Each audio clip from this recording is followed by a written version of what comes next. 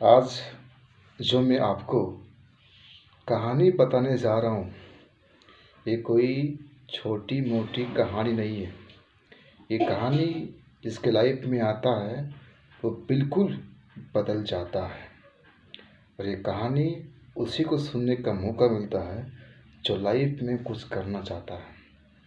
तो इस कहानी को एक बार लाइफ में इस कहानी को ध्यान से सुन लो। ये कहानी में इतना ताकत है, पावर है कि आपको झकझोर के रख देगा और आपको आगे बढ़ने से कहानी आपको ठेलते रहेगा।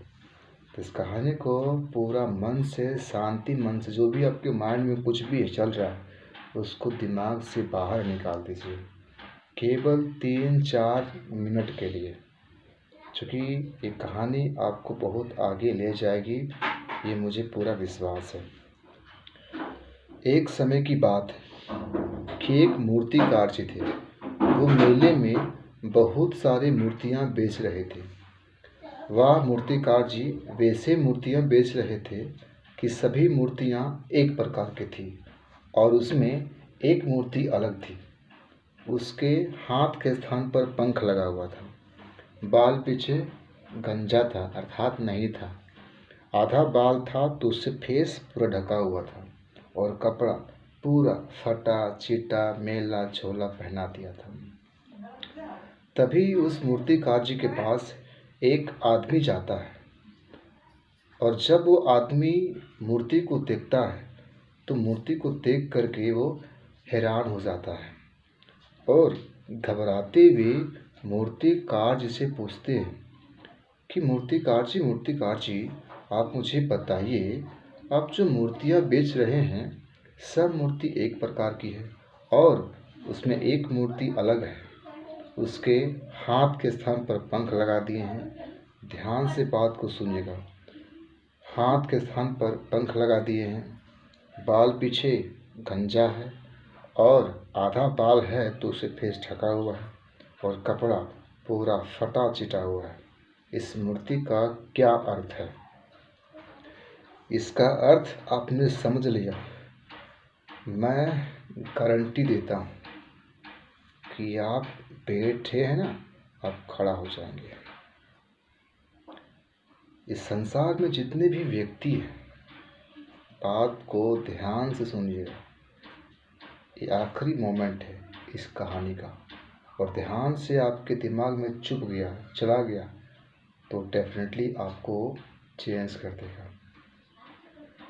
तो मूर्तिकार जी कहते हैं कि संसार में जितने भी व्यक्ति हैं, चाहे अमीर हो, गरीब हो, छोटा हो, बड़ा हो, जवान हो, बुढ़ा बूढ़ी, कुछ भी हो, सभी इंसान को मौका मिलता है। और जिस प्रकार मूर्ति के हाथ के स्थान पर पंख लगा हुआ है, ठीक उसी प्रकार प्रत्येक के जीवन में मौका उड़ते हुए जाता है।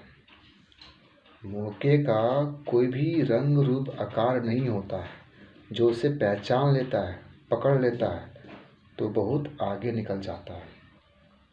मूर्ति का फेस क्या है? ढका हुआ था, अर्थात इसका कोई भी रंग रूप आकार नहीं होता है।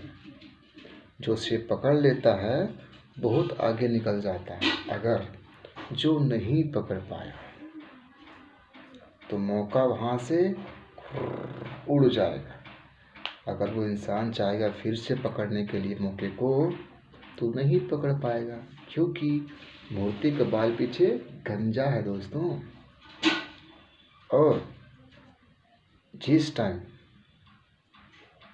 इंसान के लाइफ में दिक्कत होता है, परेशानियाँ होता है, प्रॉब्लम होता है, ठीक उसी प्रकार मौके आते हैं।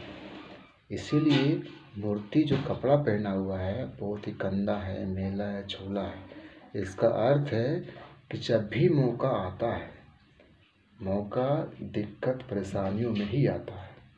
जो उसे पहचान लिया, पकड़ लिया तो बहुत आगे निकल जाएगा। क्योंकि जो भी आपके पास दिक्कत है, परेशानी है, वो अगर आप दूर करना चाहते हैं तो मौके को पकड़ना सीखिए। अगर मौके को ध्यान में रख कर के उसको पकड़िएगा तो आगे बढ़िएगा।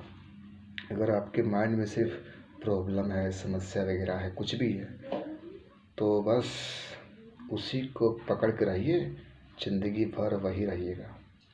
इसलिए सबको मौका आता है, एग्ज़ाम लिखने का मौका आता है, कहीं पे कुछ बोलने का मौका आता है, कहीं पे जाने का मौका आता है, कहीं पे कुछ परफॉर्मेंस करने का मौका आता है, तो सब मौका मिलता है।